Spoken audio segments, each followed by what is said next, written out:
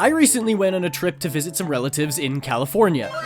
And let me tell ya, America is weird. I'm Canadian. Growing up here, you sorta operate under the assumption that Canada is just a bigger, emptier, friendlier United States. Sure, the two countries are similar in a lot of ways, but there are some huge differences between them that I didn't realize until I went there myself. So here are the most bizarre changes I noticed.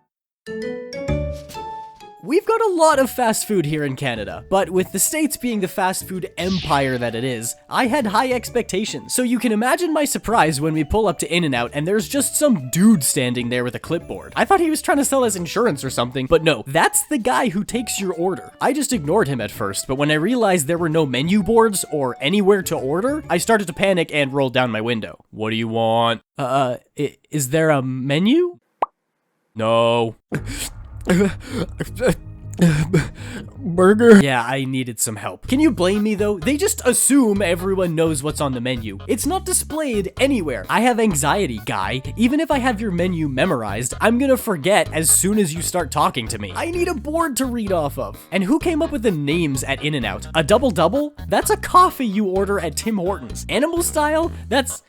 Well, that's inappropriate. You'll never see someone standing outside to take orders in Canada. We exclusively use electronic menu boards. That's probably because if you were to stand outside, you'd freeze into a human popsicle in under 5 minutes. But whatever the reason is, I prefer it our way. I guess America is just a bit behind on the latest tech, which is ironic considering we were literally in Silicon Valley. Speaking of old technology, do Americans just use cash? It seems like only 1 in 10 places actually have a card reader. And when they do, they take your card? Excuse me, ma'am, that's my entire life savings in your pocket. Sir, there's $12 in your account. Alright, no need to call me out like that. That doesn't happen in Canada. You tap your card on the screen, and it just works. Also, e-transfer is wonderful. I had no idea it's only a Canadian thing. Look it up, folks. It's a life changer. And not to be that guy, but look at how fun and colorful our cash is. It's waterproof, recyclable, and it shows the value of your bill when you shine a laser through it. American cash is, green. The sheer size of infrastructure in the States is enough to overwhelm a small town boy like me. That includes the grocery stores. Walmarts are 10 times the size, and I'm not complaining. Do you know how hard it is to buy Magic the Gathering cards in the middle of nowhere, Saskatchewan? The game aisles in our Walmarts are limited to Monopoly, playing cards.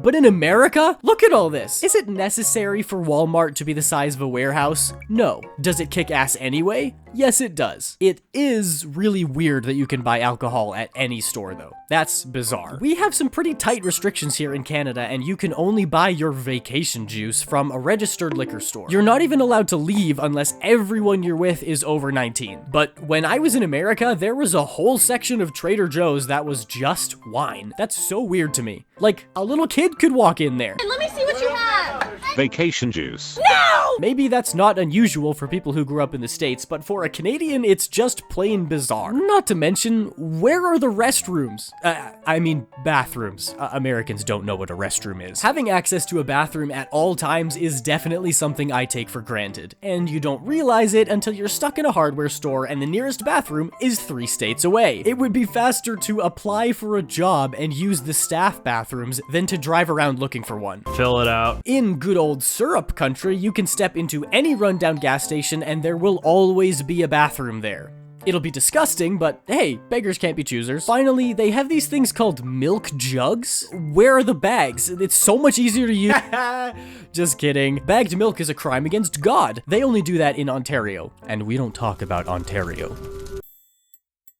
Let me get this out of the way. Leaving your shoes on inside is disgusting. Okay? Great. This next one might be the most jarring difference between Canada and the United States. In America, people on the street will talk to you. I can't tell if I like it or not. Everyone was friendly enough, but it's so strange. This one lady gave me a high five while I was out for a run. Actually, now that I think about it, maybe she was a fan. Let's see, I have roughly 700 subscribers out of 332 million people in the States. There's a 0.0000002% chance that she subscribed to me. That's pretty good. Although, my subscribers don't know what my face looks like. Maybe it was just a vibe, you know? And of course, I would be remiss not to talk about the imperial system. Celsius versus Fahrenheit, yada yada, but honestly, they each make sense in their own way. The boiling point of water is 100 degrees Celsius. That's way better than 212 degrees Fahrenheit. But at the same time, 30 degrees Celsius on a hot day seems a little random. Doesn't 100 degrees Fahrenheit make more sense? Personally, I like using pounds for weight but centimeters for height because they're both more precise measurements, and because I'm weird, kilometers are absolutely superior though. 1,000 meters is a kilometer. It's perfect. Miles are dumb. Don't at me.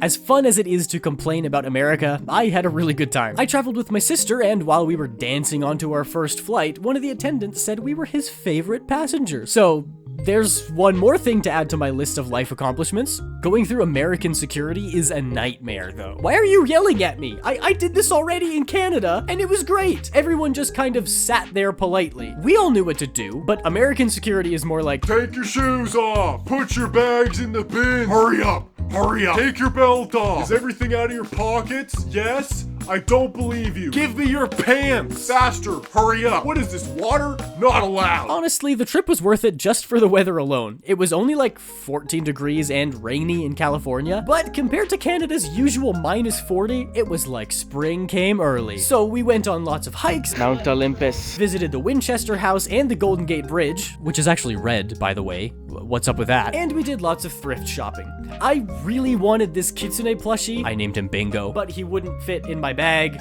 and I didn't want to get in trouble at the airport, so I said goodbye forever to my little Bingo and cried a little inside. Also, it took me 3 days of travel to get home, so I actually cried a lot inside. If you're American, let me know in the comments what I got right and what I didn't. And for those of you who live abroad who have visited America, is there anything I missed? It's a big old country, and I've really only visited California, so I'm sure there are some puzzling goings on in other states too.